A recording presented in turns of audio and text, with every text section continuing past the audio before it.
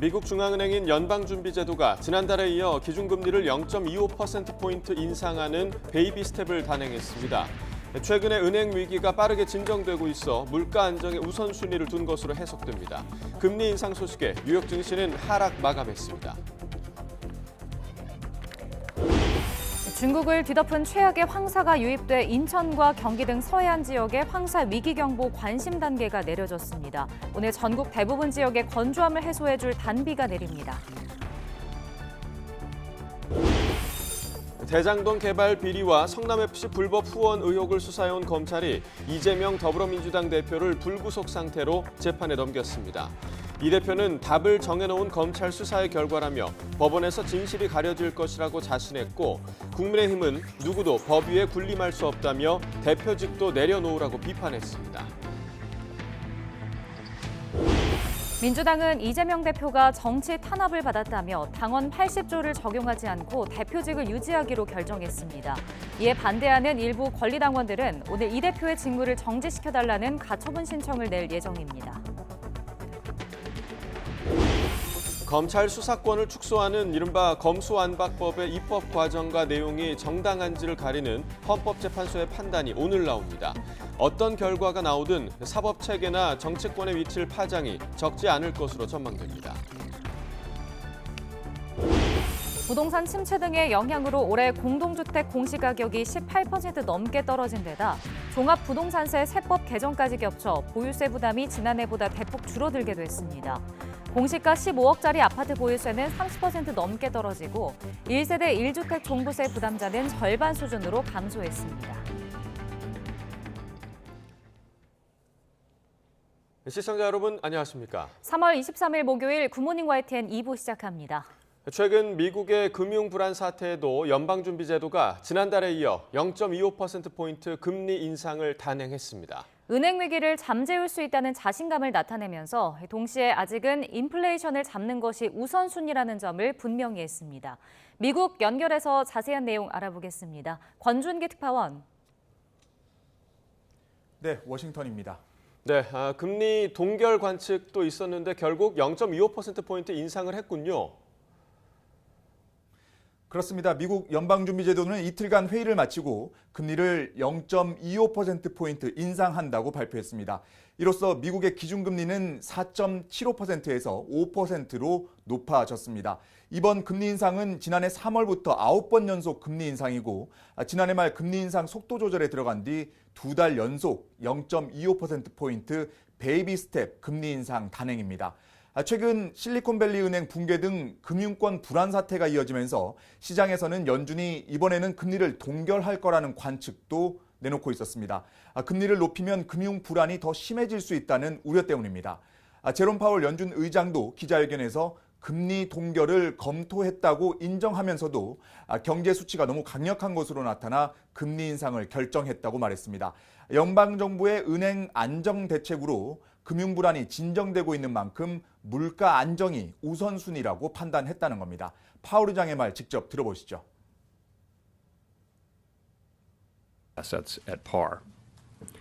This program, along with our long-standing discount window, is effectively meeting the unusual funding needs that some banks have faced and makes clear that ample liquidity in the system is available. Our banking system is sound and resilient. 네, 연준의 향후 금리 정책도 관심인데요. 최종 목표 금리도 새롭게 나왔죠. 그렇습니다. 점도표라고 불리는 최종 금리 목표치가 오늘 새롭게 발표됐습니다. 지난해 말에 내놨던 수치와 동일한 5.1%로 최종 금리를 제시했습니다. 오늘 금리 상단이 5%가 됐으니까 앞으로 0.25%포인트 금리 인상을 한 번 더 하겠다는 메시지로 풀이됩니다. 최근 파월 의장은 미 의회에서 당초 예상보다 더 높은 금리를 오래 지속할 거라고 말해 목표 금리를 상향 조정할 거라는 전망도 있었지만 최근 은행 사태 등이 연준 판단에 영향을 미친 것으로 보입니다. 다만 올해 금리 인하는 없을 거라고 말해 정책 전환을 바랐던 시장 기대감에 찬물을 끼얹었습니다. 네, 이번에 또다시 금리를 올리면서 우리나라와의 금리 격차 더 커졌죠. 그렇습니다. 연준이 지난해에 비해선 금리 인상 속도를 늦추고 있지만 금리 상단이 5%를 찍은 건 2007년 10월 이후 처음 있는 일입니다. 그만큼 물가를 잡기 위해 강도 높은 긴축 정책을 이어가고 있다는 겁니다. 우리나라와 금리 격차도 1.5%포인트로 늘어났습니다. 미국 기준금리가 우리보다 1.5%포인트나 높은 건 22년 만에 처음입니다. 한국은행이 지난달 금리를 동결한 가운데 미국 연준은 인상을 멈추지 않으면서 기존 1.25%포인트 금리 격차에서 더 벌어진 겁니다. 이에 따라 자본 유출 등에 대한 우려가 커지고 한국은행의 금리 인상 압박은 더욱 거세질 것으로 전망됩니다. 지금까지 워싱턴에서 YTN 권윤입니다. 네, 오늘 뉴욕 증시는 급락했습니다. 제롬 파월 미 연준 의장의 연내 금리 인하가 없다는 발언과 제닛 옐런 미 재무장관의 이 모든 은행 예금을 보장하는 것은 고려하지 않고 있다는 발언의 영향으로 보입니다. 국제부 연결합니다. 김원배 기자. 네, 국제부입니다. 네, 뉴욕 증시가 오늘 급락했죠? 네, 뉴욕 증시의 3대 지수가 1% 이상 급락했습니다. 다우지수는 530.49포인트, 1.63% 떨어진 32,030.11의 거래를 마쳤습니다. 스탠더드 앤드 푸어스 500 지수는 65.90포인트, 1.65% 하락한 3,936.97을 기록했습니다. 기술주 중심의 나스닥 지수는 190.15포인트, 1.60% 내린 11,669.96의 장을 마감했습니다. 연준의 기준금리 0.25%포인트 인상 발표까지만 해도 상승세를 보이던 뉴욕 증시는 제롬 파월 연준 의장의 기자회견 발언에 하락세로 반전됐습니다. 파월 의장은 기자회견 중반 시장이 금리 인하를 예상하고 있다면 완전히 잘못된 것이라고 말했습니다. 파월 의장은 연내 금리 인하는 연준의 기본 시나리오가 아니라고 못을 박았습니다. 여기에다 제닛 옐런 재무장관이 상원 금융서비스위원회 청문회에 출석해 모든 은행 예금을 보장하는 것은 고려하고 있지 않다고 발언한 사실이 알려지면서 장 마감을 앞두고 낙폭을 키웠습니다. 옐런 의장은 예금자 보호와 뱅크런, 즉 예금 인출 사태를 방지하기 위한 정부 노력과 관련한 의원들의 질문에 이같이 밝혔습니다. 이에 따라 S&P 지역은행 상장 지수 펀드는 5% 이상 폭락하며 마감했습니다. 지금까지 국제부에서 전해드렸습니다. 대장동 개발 비리와 성남FC 불법 후원 의혹을 수사해온 검찰이 이재명 더불어민주당 대표를 불구속 상태로 재판에 넘겼습니다. 서울중앙지검 반부패 수사 1부와 3부는 배임과 뇌물, 이해충돌방지법 위반과 옛 부패방지법 위반, 범죄수익은닉규제법 위반 등 5개 혐의를 적용해 이 대표를 불구속 기소했습니다. 이 대표는 대장동 개발 과정에서 정전 실장 등과 공모해 민간업자에게 특혜를 몰아주고 공사에 4,895억 원대 손해를 끼친 혐의를 받습니다. 또 성남FC 구단주로 있으면서 두산건설과 차병원 등 업체 4곳으로부터 성남FC 후원금 133억 5천만 원을 유치하는 대가로 건축 인허가 등 편의를 준 혐의를 받습니다. 민주당 이재명 대표는 전혀 놀랄 일이 아닌 예상했던 일로 이젠 검찰의 시간이 끝나고 법원의 시간이 시작됐다고 말했습니다. 이 대표는 어제 회의에서 이미 정해놓고 기소하기로 했던 검찰이 온갖 압수수색 쇼, 체포영장 쇼를 벌이며 정치적으로 활용하다가 이제 정해진 답대로 기소한 것이라며 이같이 답했습니다. 국민의힘 김기현 대표는 누구도 법 위에 군림할 수 없다고 강조했습니다. 국회에서 기자들과 만난 김 대표는 검찰이 계속 사건을 붙잡고 있을 수 없고 혐의가 입증됐다는 판단이 서면 기소해야 하는 것이라며 이같이 말했습니다. 더불어민주당이 재판에 넘겨진 이재명 대표가 정치 탄압을 받았다고 판단해 대표직 유지에 문제가 없다고 결론 내렸습니다. 이재명 방탄을 자인하는 꼴이라는 비판도 나오면서 지난해에 이어 당원 80조 논란이 재점화되는 모양새입니다. 김승환 기자입니다. 더불어민주당 당무위원회는 이 대표 기소 당일 회의를 열어 당원 80조를 적용하지 않기로 결론 내렸습니다. 이 대표가 정치 탄압을 받았다고 보고 부정부패 혐의로 재판에 넘겨지면 직무를 정지하는 규정을 적용하지 않기로 한 겁니다. 탄압 의도에 대해서 당이 단결하고 단합하는 모습을 신속하게 보여주는 것이 필요하다. 당 지도부 등 친명계는 정권의 탄압이 이 대표를 향한 수사의 본질인 만큼 대표직 유지와 당원 80조가 상충하지 않는다는 입장입니다. 논란 이유가 없습니다. 1년 넘게 사냥 가까운 수사를 해서 이재명 대표 연루됐다는 증거를 검찰이 찾으려고 했습니다만 찾지 못한 거 아닙니까? 반면 비명계에서는 이재명 방탄정당을 재확인하는데 민심이 다시 요동칠 거라며 우려하는 분위기입니다. 미리 방향을 정해놓고 어떤 의도를 가지고 어떤 결정을 한다. 민주당이 이재명 방탄정당이구나. 이렇게 우리가 자인하는 꼴이 돼버려요. 네네.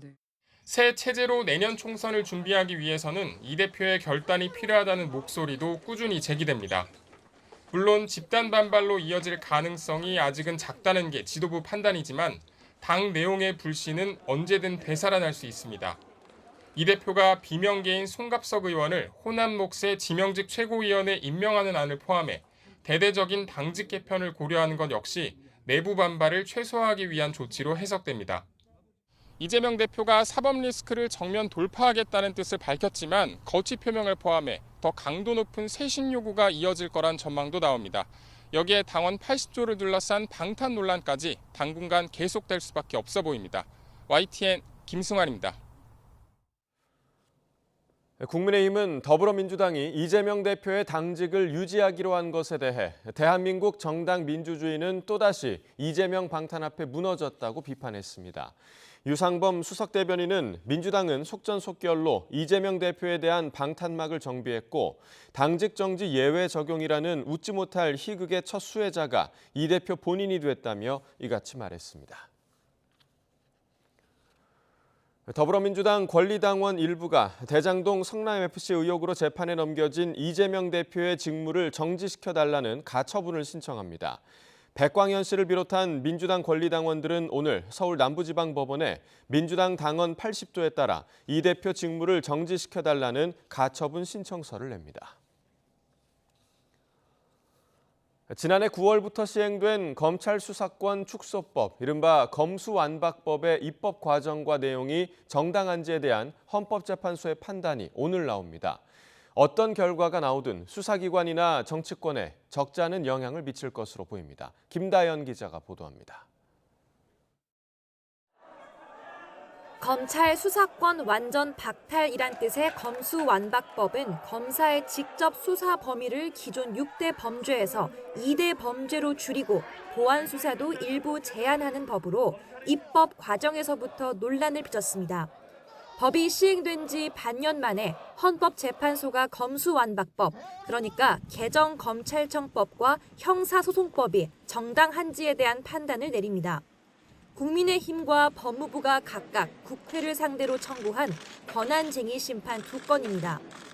국민의힘 의원들은 위장 탈당 같은 꼼수로 법률안 심의 표결 권한을 침해받았다며 절차상 하자를 주로 주장해 왔습니다. 법무부는 절차뿐만 아니라 헌법에 보장된 검사의 수사권이 정상적으로 작동하지 못해 국민 보호에 공백이 생겼다며 법 자체가 위헌이란 논리를 펴왔습니다.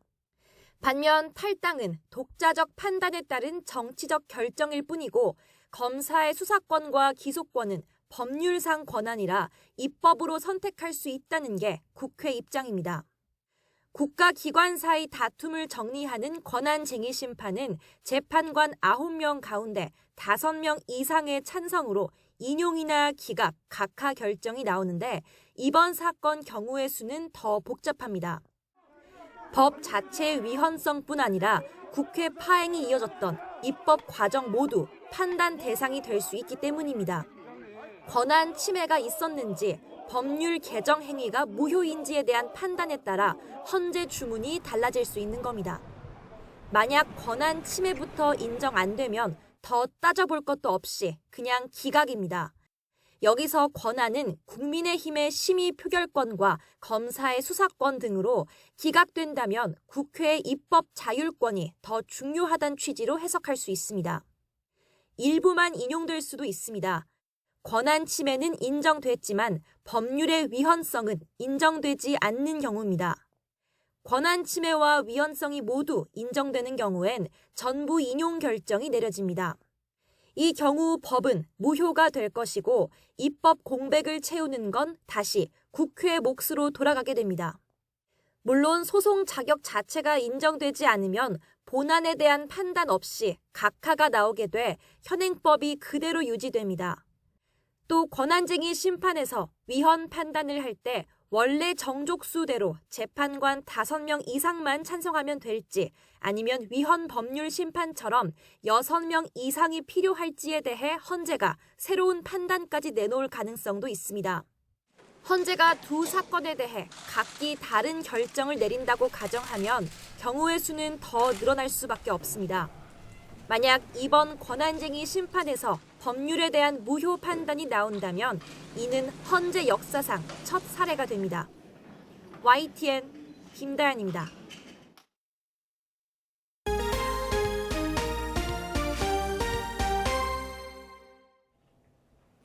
부동산 침체 등 영향으로 올해 공동주택 공시가격이 18% 넘게 떨어져 역대 최대 하락폭을 보였습니다. 2년 전 수준으로 돌아간 셈인데 이에 따라 보유세와 건강보험료 등 각종 부담이 크게 낮아질 것으로 예상됩니다. 이동우 기자가 보도합니다. 올해 아파트 등 공동주택 공시가격 하락폭은 18.61%. 2005년 제도 도입 이후 꾸준히 올랐던 공시가격은 2009년과 2013년 4% 전후 하락했지만 올해는 최대폭으로 떨어진 것입니다. 지난해 17% 상승을 고려하면 사실상 2021년 수준으로 돌아간 것입니다. 특히 세종과 인천, 경기, 대구 순으로 하락폭이 크게 나타났습니다. 올해 공시가격은 지난해 말 시세와 현실화율을 곱해내는 것인데 현실화율도 지난해보다 2.5%포인트 낮아졌습니다. 전반적으로 세계적인 고금리 속에서 부동산 시장 자체가 약세를 보이고 있는 이런 기조 하에서 공시가격이 시세보다도 오히려 역전돼서 높게 나타나는 그런 현상을 우리가 선제적으로 이미 지난해에 수정을 했기 때문에 이게 반영이 되었습니다. 개별 단지별로 보면 잠실 주공호 단지 전용 면적 82제곱미터는 지난해 22억 6천만 원에서 올해 15억 1천만 원으로, 반포 자이는 26억 원에서 22억 원으로 떨어집니다. 이에 따라 재산세와 종부세 등 보유세 부담은 1세대 1주택자의 경우 20% 이상 경감돼 2020년 수준보다 낮아질 전망입니다. 세부담뿐만 아니라 공시가격을 기초로 산정되는 각종 국민 부담도 크게 완화됩니다. 공시가격 하락으로 지역가입자 건강보험료는 평균 3.9% 감소합니다. 부동산 등기 때 발생하는 국민주택채권 매입 부담도 연간 1,000억 원 정도 줄어듭니다. 또 국가장학금과 기초생활보장제도 등에서 재산 상황에 따라 수급 탈락했던 가구가 소득 환산액이 감소함에 따라 복지 혜택도 늘어날 전망입니다. YTN 이동호입니다. 전국 아파트와 다세대 연립주택 공시가격이 역대 최대폭으로 하락한 데 대해 대통령실은 윤석열 대통령이 국민께 드린 약속을 확실히 이행했다고 밝혔습니다. 최상목 경제수석은 브리핑에서 이번 공시가 하락에 따라 국민 부담은 줄고 복지 혜택은 증가하게 된다며 이같이 말했습니다. 최 수석은 앞으로 부동산 보유세는 감소하고 기초생활보장이나 국가장학금 등의 수혜 대상은 확대될 것이라고 설명했습니다. 전국에서 공시가격이 가장 비싼 아파트는 서울 강남구 청담동 더 펜트하우스 청담으로 3년 연속 1위를 기록했습니다. 국토교통부가 공개한 올해 공동주택 공시가격에 따르면 더 펜트하우스 청담 전용 면적 407.71제곱미터의 올해 공시가격은 162억 4천만 원으로 전국에서 가장 높았습니다.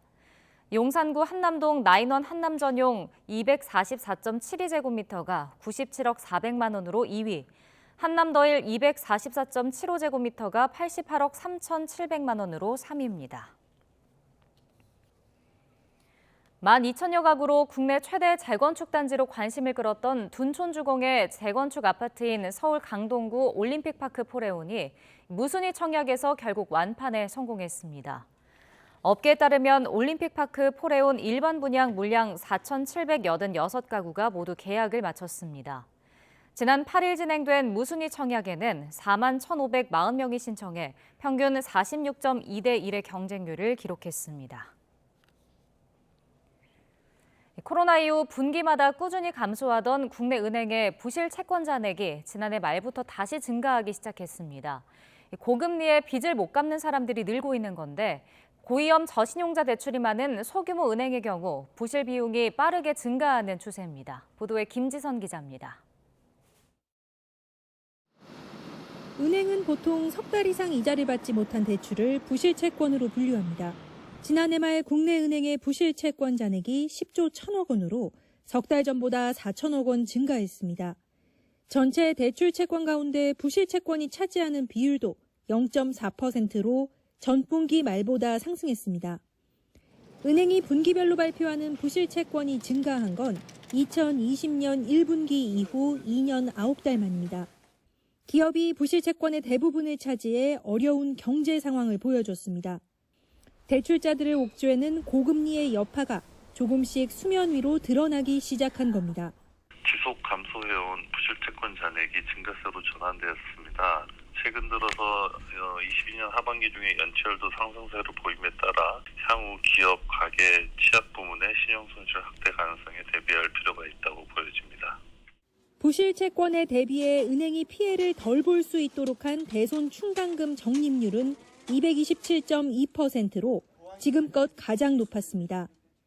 역대 최대급 대출 규모에도 정부가 국내 은행을 비교적 건전하다고 보는 이유입니다. 하지만 대형은행을 제외하면 안심하긴 이릅니다.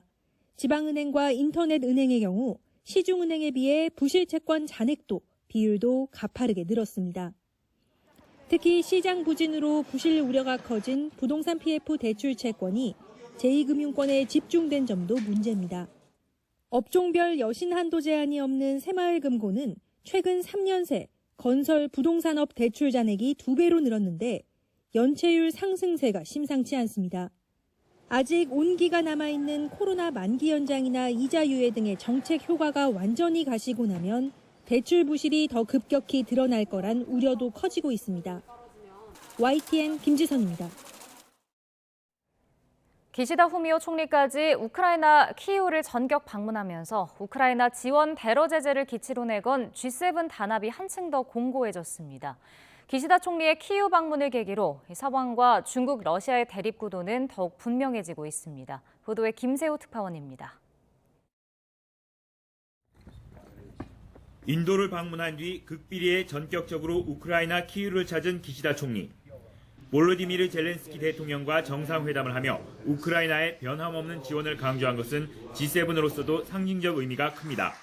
さらに今般エネルギー分野などへの新たな二国間無償支援を 4.7 億ドル供与すること、また NATO の信託基金を通じた殺傷性のない装備品支援に 3000만 달러를拠出することを決定いたしました.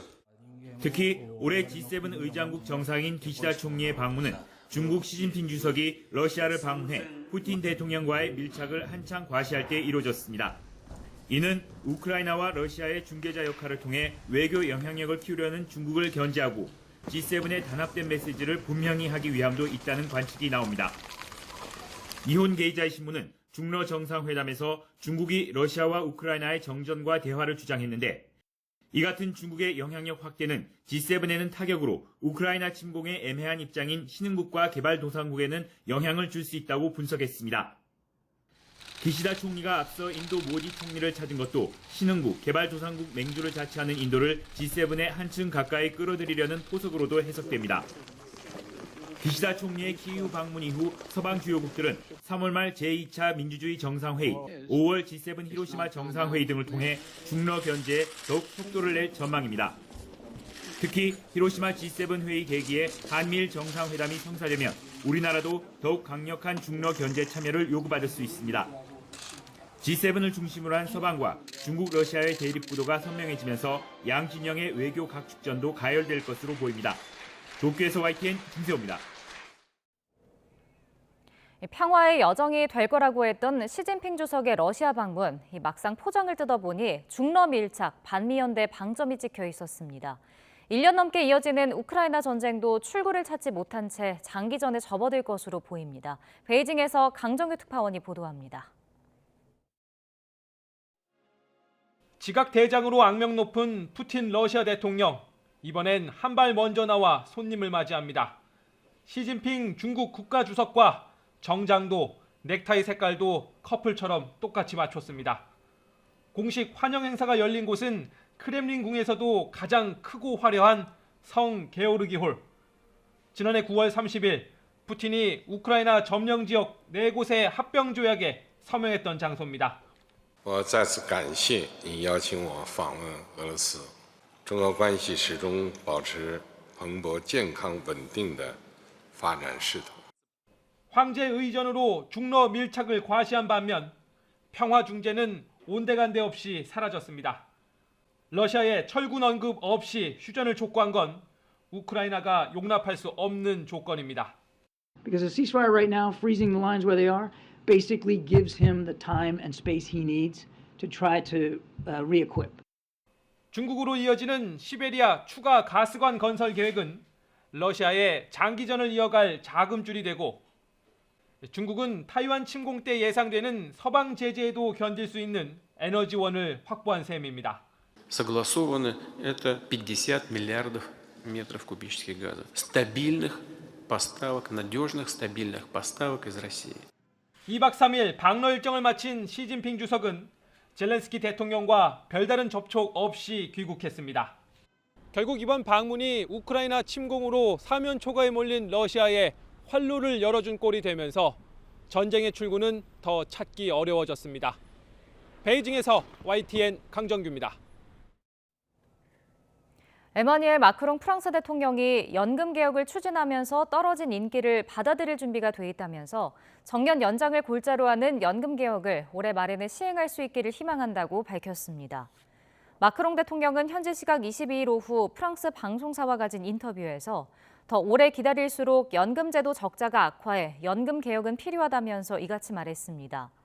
국민 다수가 반대하는 연금 개혁을 추진하면서 헌법 제49조 3항을 사용해 하원 표결을 건너뛴 마크롱 대통령이 이에 관한 입장을 밝힌 것은 이번이 처음입니다.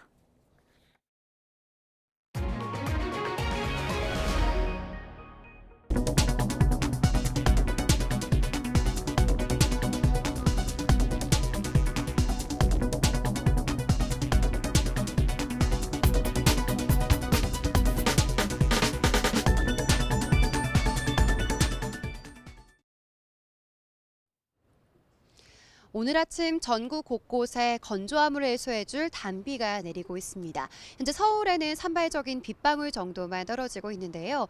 이 비구름이 이불 역할을 해주면서 아침 공기가 무척 부드러워졌습니다. 현재 서울 기온은 15.7도로 어제 아침보다 7도가량 높고요. 한낮에는 22도까지 오르면서 여전히 예년보다 따뜻하겠습니다. 하지만 비구름 뒤로 황사가 유입되면서 서쪽 지방의 공기가 무척 탁해지겠습니다. 오늘 외출하실 때에는 우산과 함께 황사용 마스크를 꼭 착용해 주시기 바랍니다. 자세한 레이더 영상부터 살펴보도록 하겠습니다. 현재 대부분 지역에 비가 내리고 있고요. 남해안과 제주도에는 시간당 10mm 안팎의 다소 강한 비가 이어지고 있습니다. 앞으로 영남 해안에 최고 40mm, 강원 남부와 충청 이남 지역에는 5에서 20mm의 비가 내리겠고요. 아침에 수도권을 시작으로 오후에는 대부분 지역에 비가 잦아들겠지만 제주도는 모레 오전까지 비가 길게 이어지겠습니다. 비가 그친 뒤 오후부터는 황사의 영향을 받겠습니다. 오늘 인천과 경기 북부는 종일 미세먼지 농도 매우 나쁨, 서울과 경기 남부, 충남 지역은 오후 한때 매우 나쁨 수준까지 치솟겠고요. 내일까지도 황사가 잔류하는 곳이 많겠습니다. 미세먼지 정보를 수시로 확인해 주시기 바랍니다. 현재 기온 살펴보면 서울은 15.7도, 광주는 15.2도 등 어제보다 6에서 12도나 높아 공기가 무척 부드럽습니다. 낮 기온은 서울 22도, 대전과 대구는 18도로 어제보다 2도에서 많게는 10도가량 낮겠지만 여전히 예년보다는 따뜻하겠습니다. 오늘 밤부터는 찬 공기가 유입되면서 때이른 고온 현상이 누그러질 전망입니다. 오늘 오후부터 서쪽 지방에는 초속 15m 안팎의 강한 바람이 불겠습니다. 시설물 관리와 안전사고에도 주의해 주시기 바랍니다. 지금까지 YTN 홍나신입니다.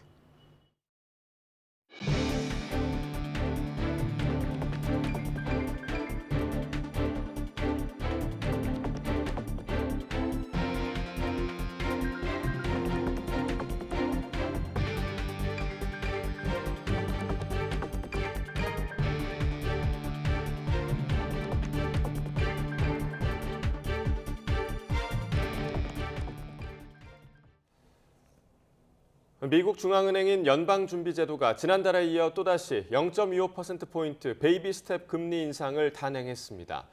연준은 현지 시각 22일 연방공개시장위원회 정례회의를 마친 뒤 성명을 내고 기준금리를 0.25%포인트 인상한다고 밝혔습니다. 이에 따라 미국의 기준금리 상단은 현행 4.75%에서 5%로 높아졌습니다. 미국 연방정부의 은행 위기 해소 방안이 효과를 나타내고 있는 데다 연준이 아직은 인플레이션을 낮추는 데 우선순위를 둬야 한다고 판단한 것으로 분석됩니다. 영국의 식품값이 크게 뛰면서 올 2월 소비자 물가 상승률이 예상과 달리 넉 달 만에 반등했습니다. 영국 통계청은 지난달 소비자 물가 상승률이 지난해 같은 달보다 10.4% 상승했다고 밝혔습니다. 식품과 비주류 음료 물가 상승률은 18%로 1977년 8월 이래 최고였습니다. 금융시장에선 영국 중앙은행인 잉글랜드 은행이 이번 주에 기준금리를 연 4.25%로 0.25%포인트 올리면서 11번 연속 금리 인상을 단행할 것으로 보고 있다고 로이터 통신 등이 전했습니다.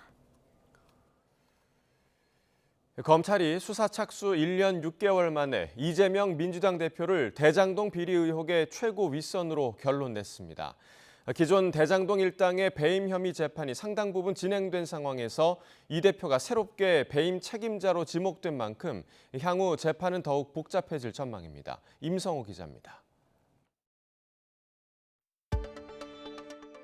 재작년 9월 대통령 선거를 반년 앞두고 터진 대장동 개발 비리 의혹은 대선판을 뒤흔들었습니다. 검찰은 전담 수사팀을 꾸려 수사에 돌입했습니다. 유동규 전 본부장과 김만배, 남욱 등 대장동 일당이 같은 해 11월 배임과 뇌물 등의 혐의로 줄줄이 재판에 넘겨졌습니다. 그분은 그분 나름대로 최선을 다하신 거고 행정을 저희는 이제 시가 내놓은 정책에 따라서 공모에 진행한 것이라고 생각합니다. 하지만 사건 당시 성남시장이던 이재명 대표까지는 수사가 나아가지 못했고 일부 관련자들이 잇따라 극단적 선택을 하며 난관에 부닥치기도 했습니다.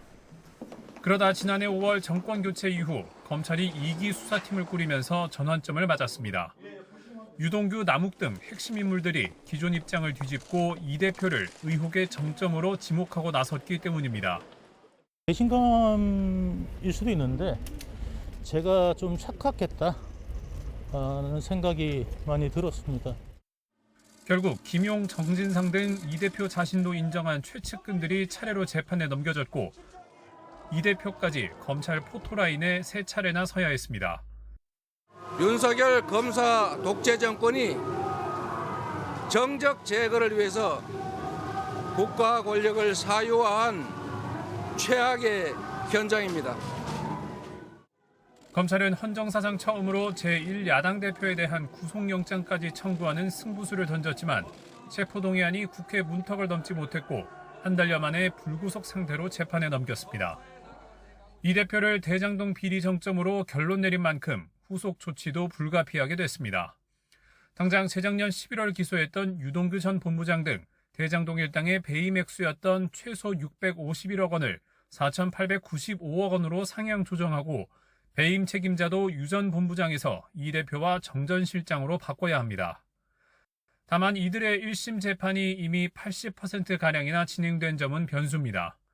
향후 재판에선 이 대표 혐의 가운데 핵심인 배임을 놓고 검찰과 이 대표 간 치열한 법정 공방이 예상됩니다.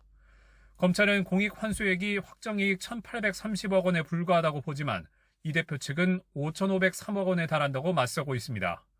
또 애초 공사가 확정이익만 갖고 나머지는 민간업자가 가져가게 한 구조 자체가 특혜인지를 두고도 양측이 첨예하게 맞붙을 전망입니다. YTN 임성호입니다. 한상혁 방송통신위원장이 이른바 TV조선 재승인 의혹과 관련해 검찰에 출석해 14시간 동안 고강도 조사를 받았습니다. 한 위원장은 재승인 과정에서 어떤 위법도 없었고 점수 조작 지시를 내린 적도 없다고 재차 말하며 자신의 모든 혐의를 부인했습니다. 강민경 기자가 보도합니다. 22일 오전 10시부터 시작된 한상혁 방송통신위원장에 대한 검찰 조사는 자정 직전에야 끝났습니다. 혐의는 어떻게 소명하셨습니까? 예, 좀 충실히 알고 있는 사실 충실히 얘기했어요. 피의자 신분으로 검찰에 출석한 한 위원장은 14시간에 걸친 고강도 조사를 마친 뒤에도 자신은 TV조선 재승인 심사에 개입하지 않았다는 원래 입장을 유지했습니다. TV조선 재승인 심사에 관여 안 했다는 입장이신데 기존 입장 아직 유지하세요? 그럼요. 한 위원장은 검찰 조사 직전에도 재승인 심사를 둘러싼 위법은 없었다고 거듭 강조했습니다. 위법하거나 약간이라도 부당한 지시를 한 적이 없다는 사실은 분명하고요. 그런 지시를 할 수 있는 상황이 아니었다는 점도 또 객관적으로 분명하다고 말씀을 드리고요. 3년 전 TV조선은 재승인 심사에서 중점 심사사항 하나를 충족하지 못해 조건부 재승인을 받았는데 이때 고의로 점수를 깎는 작업이 있었다는 의혹이 불거졌습니다. 정권 교체 후인 지난해 9월부터 관련 수사에 착수한 검찰은 현재 실무를 담당한 방통위 간부 2명과 당시 재승인 심사위원장이었던 교수를 구속해 재판에 넘긴 상태입니다. 검찰은 최종적으로는 방통위 수장인 한 위원장이 측근의 재승인 심사위원으로 위촉하고 점수 조작에 관여했다고 보고 있습니다.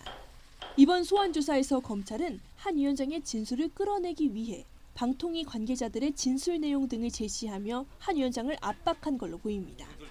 지시하셨다는 진술도 있었던 걸로 알고 있는데 어떻게 소명하셨어요? 지시했다는 진술은 없습니다. 한 위원장은 자신의 개입 여부는 물론 관련 의혹 자체를 전면 부인했습니다. 양측의 주장이 팽팽히 대치하는 가운데 검찰이 한상혁 위원장의 진술을 분석한 뒤 조만간 구속영장을 청구해 신병 확보에 나설 거란 관측이 나옵니다.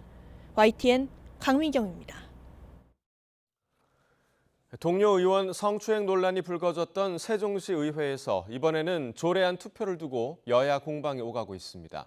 국민의힘이 재투표를 요구하며 법적 대응까지 예고한 상태라 논란은 쉽게 가라앉지 않을 전망입니다. 이상곤 기자입니다. 지난 13일 세종시의회 본회의장에서 진행된 무기명 전자투표 모습입니다. 그런데 의장이 투표 종료를 선언하기 전에 이미 결과가 전광판에 표출돼 더는 수정할 수 없게 됐고 조례안은 그대로 통과됐습니다. 투표 다 하셨습니까? 아직 투표하지 않으신 의원님은 투표를 마무리해 주시기 바랍니다. 세종시 출자 출연 기간에 임원 추천위원회 구성해 시장 추천목을 1명 줄이고 시의회 추천을 1명 늘린 조례안으로 최민호 시장이 이의가 있다며 거부권을 행사해 다시 투표에 붙여졌습니다. 재적의원 20명 중 3분의 2인 14명의 찬성이 필요했는데 더불어민주당 의원이 13명이어서 자동 폐기가 예측됐지만 예상 밖의 결과가 나온 겁니다. 그런데 알고 보니 의회 사무처 직원의 실수로 투표 결과가 표출된 것으로 확인됐고 이후 시스템이 작동하지 않아 국민의힘 의원 1명이 실수로 입력한 값을 수정하지 못했다는 주장이 제기됐습니다. 국민의힘은 투표 과정의 문제로 표결권이 침해돼 재투표가 필요하다며 법적 대응을 검토하고 있습니다. 행정소송, 그다음에 가처분 신청, 조례 가처분 신청, 그다음에 공익감사 청구라든지 이런 걸 법률적으로 충분히 검토해서 하도록 하겠습니다. 하지만 더불어민주당은 절차상 하자가 없다는 입장입니다. 의사진행 발언 등을 할 수 있는 충분한 시간이 있었음에도 하지 않은 점 등을 이유로 들고 있습니다. 의원들이 투표하는 과정에 불편하거나 도움이 필요한 상황에는 호출을 해서 직원들의 도움을 받으면 됩니다. 받기에 충분한 시간들이 있었고요. 원구성부터 파행을 빚었던 세종시의회는 의장이 동료 남성 의원을 성추행한 혐의로 경찰 조사를 받은 데다가 불신임한 상정을 두고 갈등을 빚는 등 좀처럼 논란이 끊이지 않고 있습니다. 이렇다 보니 의원들의 자질 논란까지 불거지고 있습니다.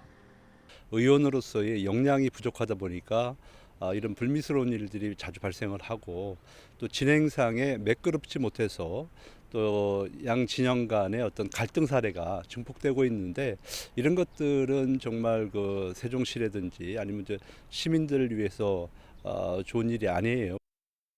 세종시의회 의원 한 명이 받는 올해 의정비는 5,340만 원. 내부 갈등이 고조되고 있는 가운데 시민들은 소모적인 논쟁 대신 생산적인 논의가 이루어지길 바라고 있습니다. YTN 이상곤입니다. 경남에 있는 한 고등학교에서 선배들이 신입생을 집단 폭행하는 사건이 발생해 경찰이 수사에 나섰습니다. 경상남도 교육청과 경찰 등에 따르면 지난 13일 밤 11시쯤 이 학교 기숙사에서 2, 3학년 학생 10명이 1학년 A군을 1시간 넘게 구타했습니다. 가해 학생들은 말투가 건방지다는 이유로 입학한 지 10여일 된 A군을 폭행한 것으로 전해졌습니다. 초등학교에서 저녁 8시까지 아이들을 돌봐주는 늘봄 학교가 시범 운영을 시작한 가운데 학교 비정규직 노조가 인력을 충원하지 않을 경우 오는 31일 경고 파업에 돌입하겠다고 밝혔습니다. 전국교육공무직본부와 전국학교 비정규직 노동조합은 기자회견을 열어 정부가 돌봄 시간을 늘렸음에도 인력을 확충하는 대신 자원봉사자나 은퇴자 등 땜질 인력을 투입해 부실 돌봄을 양산하고 있다며 이같이 밝혔습니다. 한국타이어 대전 공장에 난 큰 불로 피해를 본 근처 아파트 주민들이 모여 신속하고 책임 있는 피해 복구와 공장 이전을 촉구했습니다. 아파트 주민 100여 명은 최충규 대덕구청장과 한국타이어 대전 공장장이 참석한 가운데 공청회를 열었습니다.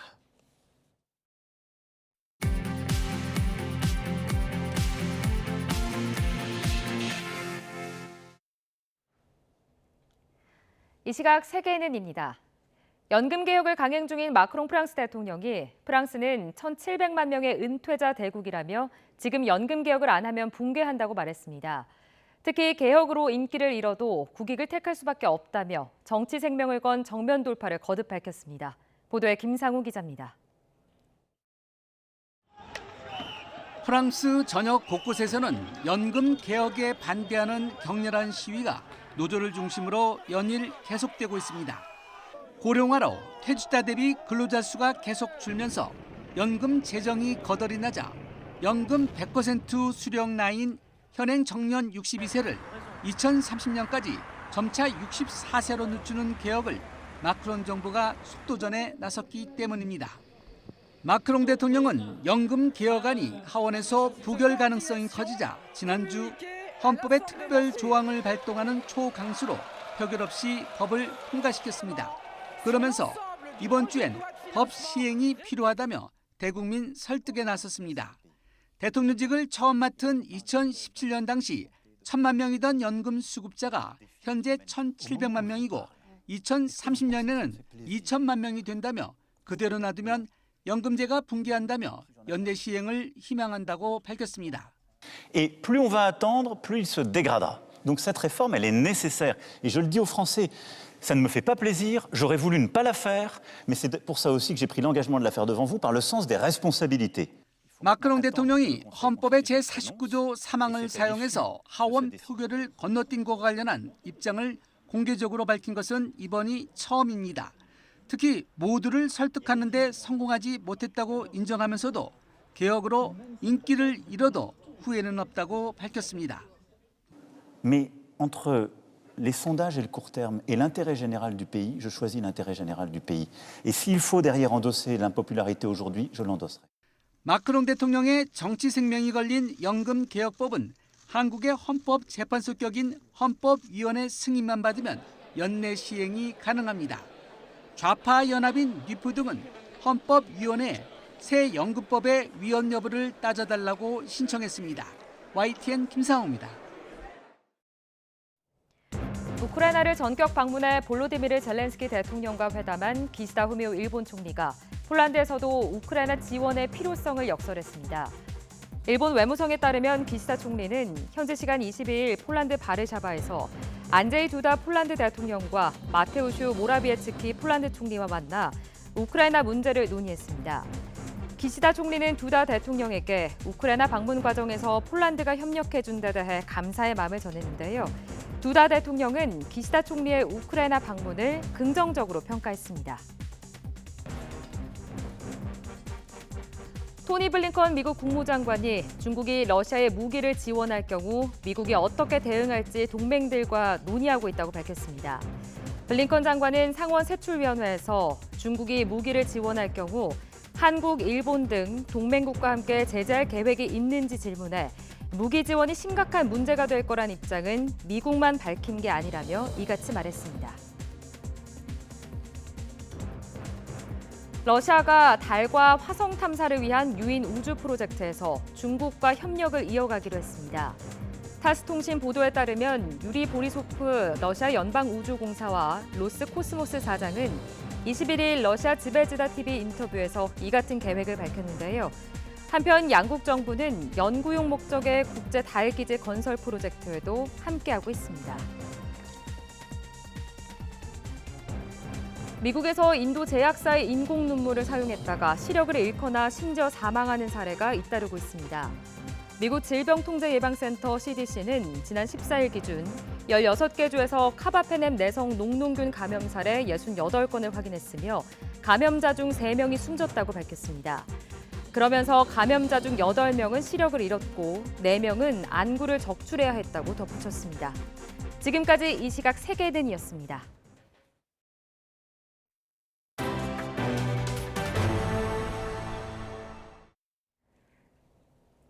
드라마와 뮤지컬 등 분야에서 배우와 스텝이 출연료 등을 받지 못하는 불공정 관행이 여전합니다. 정부가 이 같은 예술인 권리침해 행위에 대해 첫 시정명령을 내렸습니다. 보도에 이교준 기자입니다. 지난해 중견 배우 A씨는 뮤지컬 공연을 앞두고 청천벽력 같은 출연 배제 통보를 받았습니다. 한 달 가까운 연습과 리허설까지 마치고 무대에 오를 날 손꼽아 기다리다 한 푼도 받지 못한 채 쫓겨난 겁니다. 제작자랑 부대표가 연출님이 못하시겠다면 그럼 저희도 할 수 없죠. 이런 식으로 마무리를 하더라고요. 제가 약 한 1,800만 원 정도 못 받았어요. 흥행 저조 등을 이유로 출연료와 사례비를 받지 못한 배우와 스태프들이 적지 않습니다. 지난해 예술인복지재단 신문과에 접수된 신고 가운데 출연료 등 수익 미지급은 전체 110건 중 60건으로 절반이 넘습니다. 특히 드라마 등 연예, 뮤지컬, 연극 등 분야에서 미지급 피해가 여전히 심각합니다. 지난해 9월 시행된 예술인 권리보장법은 예술인에게 출연료 등 수익 배분을 거부하거나 제한하는 등을 불공정 행위로 규정하고 있습니다. 정부는 불공정 관행을 개선하기 위해 뮤지컬 제작사 등에 처음으로 시정명령을 내렸습니다. 배우 6명에게 출연료 5,700만 원가량을 지급하고 창작공간 입주 작가 4명에게 불공정 계약을 강요한 운영자에게 계약서를 변경하라는 명령입니다. 저희가 시정명령을 내리는 구체적인 사례들을 알림으로써 예술 사업자, 예술인들 모두 예술 현장에서 이러한 관행들이 잘못되었구나 하고 인식하는 그런 계기가 되길 바랍니다. 정부는 관련 제도 개선을 추진하면서 기한 내 출연료 지급 등을 이행하지 않으면 재정 지원을 중단하거나 배제하고 최대 500만 원의 과태료도 부과할 방침입니다. YTN 이교준입니다. 유럽파까지 모두 모여 완전체가 된 축구대표팀이 콜롬비아전이 열릴 울산으로 이동했습니다. 클린스만 감독의 눈을 사로잡기 위한 선수들의 경쟁도 본격화되는데 과연 클린스만의 황태자는 누가 될까요? 보도에 허재원 기자입니다. 클린스만 감독의 입가에 잔잔한 미소가 번집니다. 후집 사흘째 김민재와 이강인, 이재성 등 마지막으로 대표팀에 합류한 유럽파 선수들이 모두 훈련에 참가해 완전체를 이뤘습니다. 가볍게 여독을 풀고 컨디션을 조절한 첫 이틀과 달리 사흘째의 훈련부터는 본격적인 전술 훈련이 시작됐습니다. 주전과 비주전을 나눠 담금질에 나섰는데 선발 라인업은 카타르 월드컵과 큰 변화가 없을 것으로 보입니다. 클린스만 감독의 눈을 사로잡기 위한 선수들의 경쟁도 본격화됐습니다. 새로운 감독님이 또 선임이 되고 하면은 자기의 장점들을 잘 보여주고 또 거기에 맞추도록 하려고 하는 그런 욕심들이 있기 때문에 팀도 또 발전 더 할 수 있지 않나 생각이 듭니다. 슈틸리케 감독의 이정협, 벤투 감독의 황인범처럼 축구대표팀에서는 감독의 총애를 받는 황태자가 탄생해왔습니다. 클린스만의 황태자는 과연 누가 될지 관심인 가운데 벤투의 황태자는 모든 선수를 후보로 꼽았습니다. 감독님이 어떤 한 선수를 믿어주시는 데 있어서는 이유가 있다라는 생각을 저는 항상 하고 있었기 때문에 어떤 선수가 되든 정말 좋은 선수가 황태자라는 표현을 얻을 거라고 저는 믿고 있습니다. 축구대표팀 선수들은 오전 훈련만 마치고 KTX를 이용해 콜롬비아전이 열릴 울산으로 이동했습니다.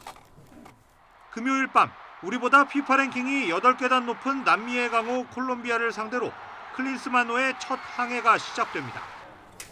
YTN 허정원입니다. 오늘 출근길에는 작은 우산 하나 챙겨주시기 바랍니다. 밤사이 비가 전국으로 확대해 단비를 뿌리고 있는데요. 비는 오늘 아침 수도권부터 그치기 시작해서 오후에는 대부분 잦아들겠습니다. 앞으로 서울 수도권과 강원 북부에는 1mm 안팎의 적은 비가 내리겠지만 영남 해안을 중심으로는 최고 40mm, 충청 이남 지역에는 5에서 20mm의 비가 더 내리겠고요. 제주도에만 모레 오전까지 비가 길게 이어질 전망입니다. 비가 그친 뒤 오후부터는 황사가 유입되면서 서쪽 지방의 공기가 무척 탁해지겠습니다. 인천과 경기 북부는 종일 미세먼지 농도 매우 나쁨, 서울과 경기 남부, 충남 지역은 오후 한때 매우 나쁨 수준까지 치솟겠습니다. 내일도 황사가 남아있는 곳이 많으니까요. 미세먼지 정보 잘 확인해 주시고 황사용 마스크도 착용해 주시기 바랍니다. 오늘 아침은 비구름이 이불 역할을 해주면서 기온이 크게 낮아지지 않았습니다. 현재 서울 기온은 15.7도, 광주는 15.2도 등 어제 아침보다 6도에서 12도나 높게 출발하고 있고요. 낮 기온은 서울 22도, 대전과 대구는 18도로 어제보다는 2도에서 많게는 10도가량 낮겠지만 여전히 예년보다는 따뜻한 날씨가 이어지겠습니다. 오늘 밤부터는 찬 공기가 유입되면서 때이른 고온 현상이 점차 누그러지겠습니다. 날씨였습니다. 굿모닝 YTN 2부 마칩니다. 잠시 후 6시 50분 3부에서 뵙겠습니다.